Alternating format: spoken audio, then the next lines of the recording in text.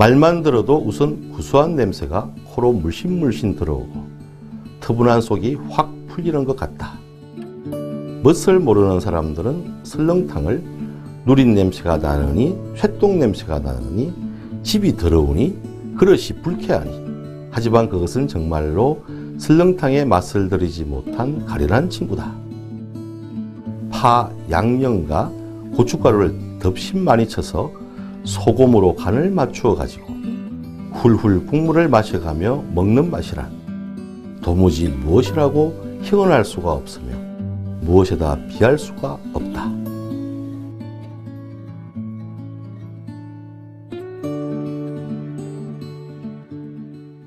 안녕하십니까, 주영아입니다. 뜨끈한 설렁탕 한 그릇 생각나지 않으십니까? 어제 점심 때 어떤 음식을 잡수셨나요? 설렁탕? 육개장? 아니면 냉면이요? 그런데 혹시 어떤 음식이 가장 오래되었는지 아시나요? 저는 앞으로 여러분께 메뉴로 본 20세기 한국 음식 문화사에 관한 이야기를 하고자 합니다. 그냥 맛있게 먹으면 되지 왜 음식의 역사를 살피냐고요? 사실 우리는 우리의 의지에 의해서 그날 그달의 음식을 선택하는 줄 압니다. 하지만 반드시 그렇지 않습니다. 혹시 내 가족이 즐겨 먹는 음식, 내 친구들이 즐겨 먹는 음식, 내 직장 동료들이 즐겨 먹는 음식이기 때문에 선택한 것은 아니었을까요? 이 선택의 이유를 알려면 먼저 음식의 역사를 이해하는 데서 출발하면 좋습니다. 20세기 100년 동안 한국 사회에서 유행했던 음식의 역사 속에 나의 선택을 결정지은 이유가 들어있기 때문입니다. 20세기는 한국 사회에서 처음으로 근대적인 외식업이 시작된 시기였습니다.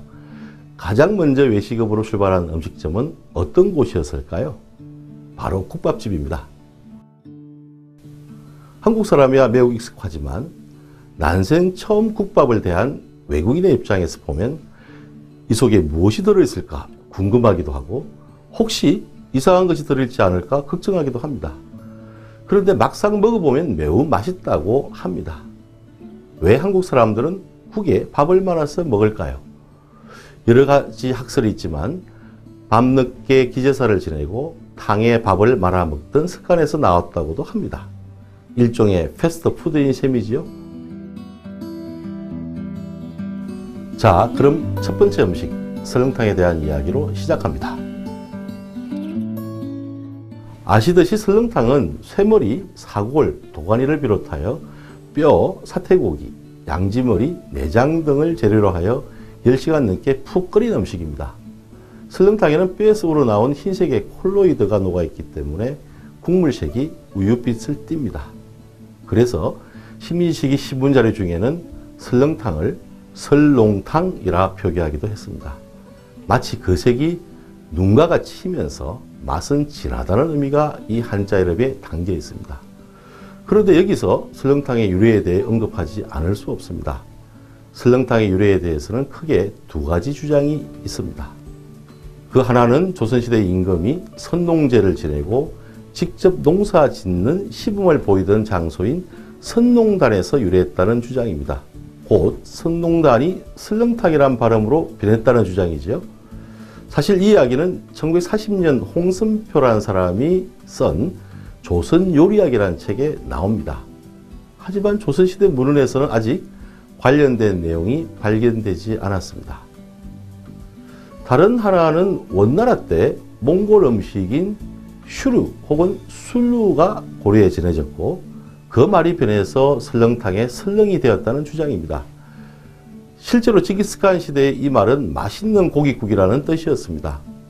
그런데 이런 주장에도 문헌 자료의 증거가 아직 발견되지 않았다는 문제가 있습니다. 조선시대에 편찬된 몽골어 교재에도 슈르나 술루가 설렁이라는 말로 번역된다는 내용이 없습니다. 그래서 저는 이런 추정을 해봅니다. 혹시 국물 맛이 설렁설렁하고 고기도 설렁설렁 들어간 상태를 두고 불렀던 설렁이 설렁탕 혹은 설렁탕이라는 이름을 가지게 된 것은 아닐까 생각합니다. 어떤 재료를 넣었든지 상관없이 오랫동안 가벼운 마음으로 푹 고아서 됐기 때문에 생긴 말이 아닐까요?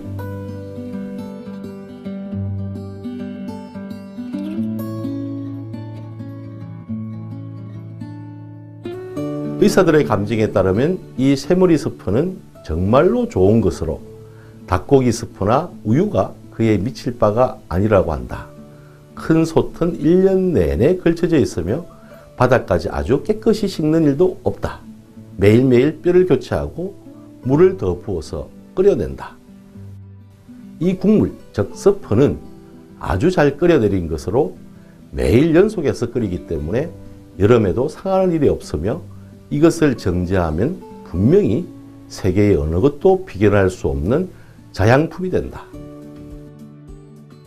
이러한 사실로 인해 지금 쇠머리 스프를 병에 담아 한국 특유의 수출품으로서 상용하게 될 것이다. 이 글은 조선 통감부의 기간지였던 경성일보의 사회부 기자 우스다 잔운이 썼습니다. 그는 1904년에 사파가 그려진 조선만화라는 책을 냈습니다. 설렁탕이라는 음식 이름을 몰랐던지 책에서는 쇠머리 스프라고 적었습니다. 실로 설렁탕에 대한 대단한 찬사입니다. 그렇다고 그가 설렁탕을 일본에 가지고 갔는지는 알 수 없습니다. 이렇게 맛으로 조선인이나 일본인에게나 인기를 누렸던 설렁탕이 언제부터 음식집에서 판매되기 시작했는지에 대한 정확한 기록은 아직 발견되지 않았습니다. 2011년 여름에 서울시의 무모한 도시개발로 철거된 100년이 넘는 역사를 가진 서울 종로에 설렁탕집도 있었습니다. 아마도 1900년 이전부터 서울 종로의 뒷골목에는 설렁탕집이 여럿 있었을 것으로 여겨집니다. 그래서 설렁탕은 다른 말로 서울 설렁탕이라고 해야 더 맞습니다. 김두한의 육성고백에 의하면 1930년대 서울 종로 3가 단성사 옆에는 형평사 부회장을 하던 원시성을 가진 노인이 설렁탕집을 했다고 합니다. 형평사는 1923년 5월 진주에서 백정을 주축으로 한 천민계급이 조직한 단체입니다. 이로 미루어 보아 19세기 말에 설렁탕집은 주로 백정들이 영업을 했을 가능성이 많습니다. 이러다 보니 설렁탕의 맛은 좋지만 음식점에 가서 먹지는 않겠다는 양반들도 있었습니다. 이들은 배달을 시켜서 집에서 먹었습니다. 요사이와 달리 빈 그릇을 찾아갈 때 돈을 받았는데요. 빈번히 먹은 사람이 집에 없어 설렁탕 값을 받지 못하는 일이 자주 일어났습니다. 그래도 설렁탕은 대단한 인기를 누렸습니다. 1929년 우이생이라는 사람은 이만하면 서울의 명물이 될 수 있으며 따라서 조선의 명물이 될 수가 있다고 설파한 적이 있을 정도이니까요.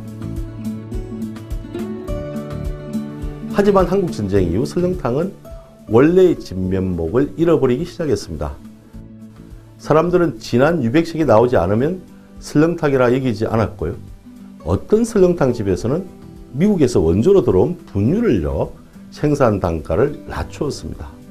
또 사골이나 도가니를 넣지 않고 각종 잡뼈만을 넣어서 국물을 우려내는 설렁탕 집도 생겨났습니다. 고기 양을 줄이기 위해 밀국수가 설렁탕에 들어가기도 했습니다.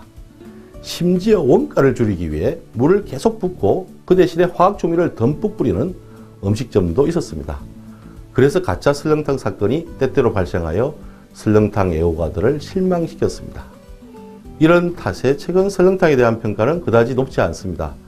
더욱이 설탕이나 사카린이 너무 많이 들어간 깍두기는 예전 같은 맛은 아닙니다. 자, 이제 제대로 된 설렁탕을 되살릴 때입니다. 서민의 한 끼 설렁탕에 관한 이야기는 여기까지입니다.